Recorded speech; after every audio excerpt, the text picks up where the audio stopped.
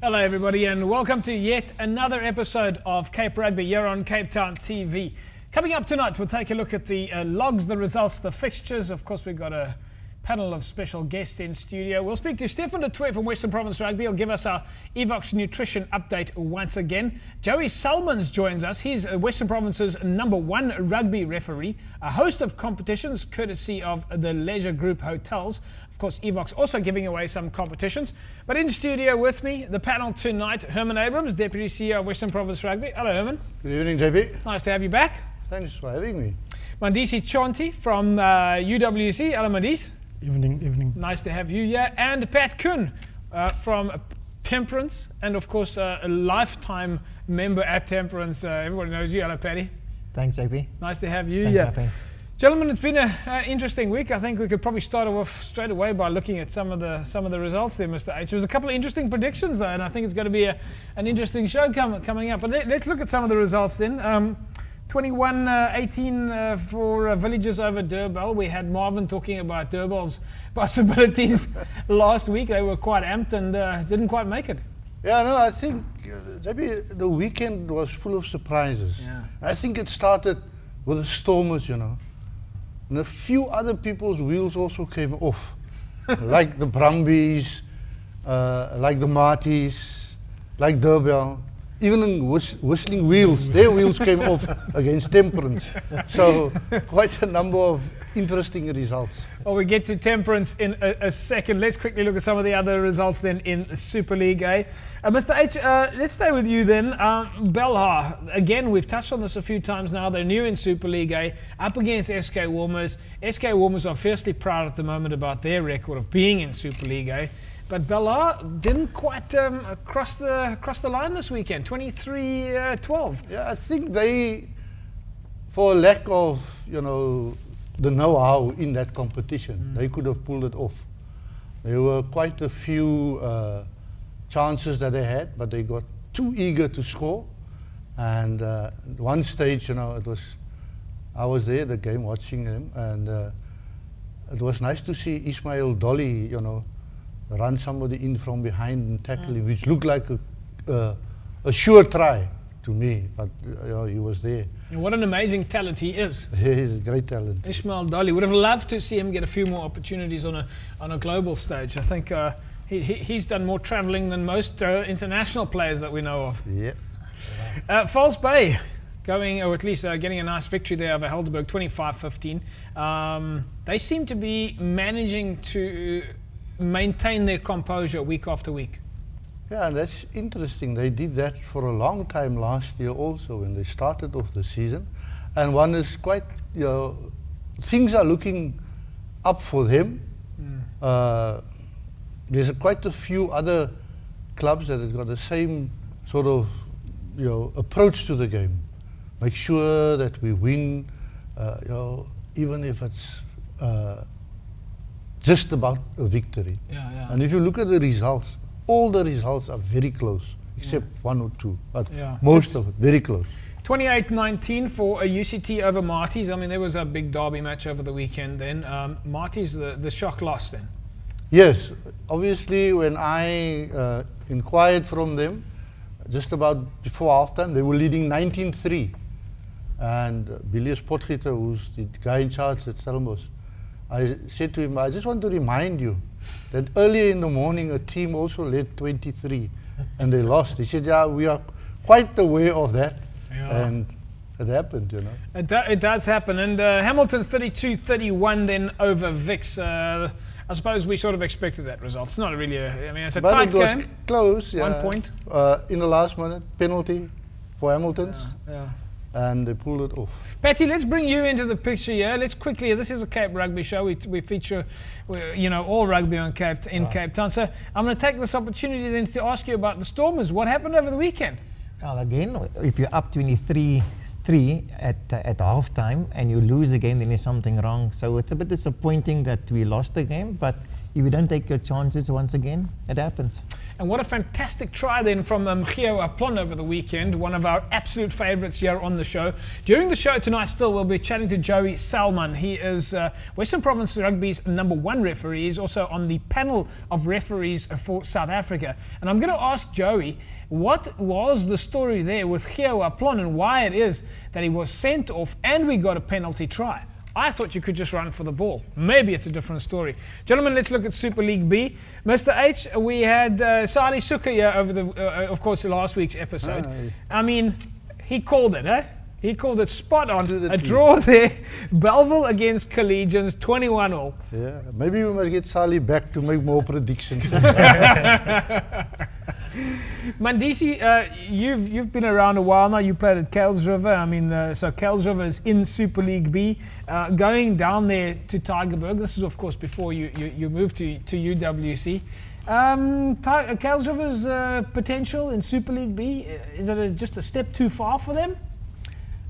I really think that they could do better. They could do really better than now they're doing at the moment. And I mean, based on the experiences I've been there, I know we had our ups and downs, and I think the shortage is really on talent and continuity in getting younger players in the game. But the players that have been there, they're still playing first team when I left 3-4 years ago. Yeah, so I think the shortage is really on getting new younger players to play for. Before we talk about UWC, and we're going to get to that in a second now, is it difficult for the clubs, do you think, in your opinion, I mean, you're now an administrator of the game of rugby, is it difficult to recruit players, to get more players to come and join clubs? Of course it is. I think money is attached to it.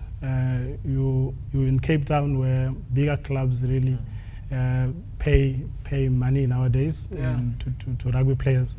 And if you don't have that kind of funding, it will be difficult for you to get good players for your club. Yeah, Perry, how do you guys survive at Temperance? I mean, you're one of the oldest clubs in Cape Town. How have you? And we're going to get to the history of Temperance in a second or so. But how do you guys? Is it just about local community? JP, it's been proven, you know, in club rugby especially, if you haven't got families that try and sustain the clubs, you will never really survive. And like Medisi is saying, if you haven't got finance, it's a major problem. Fortunately, we have some people in the communities that still try and sponsor one or two of the clubs, and that helps a bit, but you don't really get it, especially with the economy these days. It affects the clubs as well. Well, of course, it's organisations like you in your private capacity that helps these clubs. As I said, we'll get to that in a second or so. Mr. H, we touched on this last week, the story about passion or cash, which one comes first. Primrose seemed to have done a fantastic job at their side. But what is apparent to me is if you look at Primrose, they've got a youth structure that is an enormous youth structure that doesn't come from strictly close by neighbourhood. Kids are travelling from far away to come and play at Primrose. Is it something that they're doing that's different to than just relying on the local neighbourhood? They seem to be attracting kids from far and wide. Yeah, if you take, I happened to go there last Friday and I found a colleague there who brings his kid from Kales River to Claremont to come and play rugby there, you know. And it shows that they have a good structure. That's the one thing, and they really do a lot of things for the kids, so everybody's happy to have the kids there. And they get the funding from the community. That's what's great about that. Let's go back to the results. You mentioned this, we had the chat before the show. It seems like for some other reason we had a lot of draws over the weekend. Peniel, Villages and Brackenfell 15-all again. Brackenfell, you know, they haven't lost this season.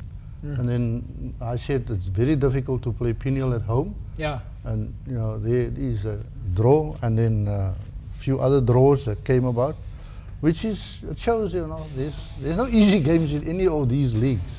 The other result then in Super League B was, of course, Hands and Hearts beating Young People's 20 points to 15. Let's move to Premier League A now. Scottsdene, Mr. H will be happy with this one. 1 point win for St. George's over Scottsdene.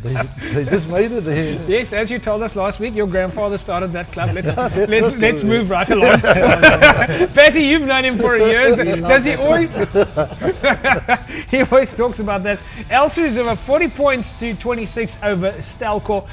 Goodwood 25-6 over Rangers. Paarl beating Langa. Hamlets and Kraaifontein. At least the Hamlets going down to Kraaifontein then, 24-12. Let's move into Premier League B now. And Mandisi, let's bring you into the picture here. UWC going down to Solarians over the weekend, 22-12. What happened? Personally, I really think when the game started, I really think we had it. I thought we were really going to win, and by far. I thought we were getting our 5 points, but as the second team started, I saw that we had quite a lot of scrumming problems. We couldn't get forward ball from the scrums, so probably everybody knows that we solely depend on our backline in terms of skill and so on. So we couldn't get forward ball to play our game. So there's quite a lot of challenges and handling problems, no support. We had 4 or 5 players who broke through the line, and there was no support, and we just couldn't convert. Tell me about your experience having been in the Varsity Cup. UWC, of course, got to play in the Shield section of the Varsity Cup this year. And do you feel that they learnt anything there, or was it just a question of playing rugby in another league? No, I believe it was a great initiative for UWC to really be in that competition, and I think our players have learned a lot. It goes to small things and bigger things in terms of professionalism and the approach to the game.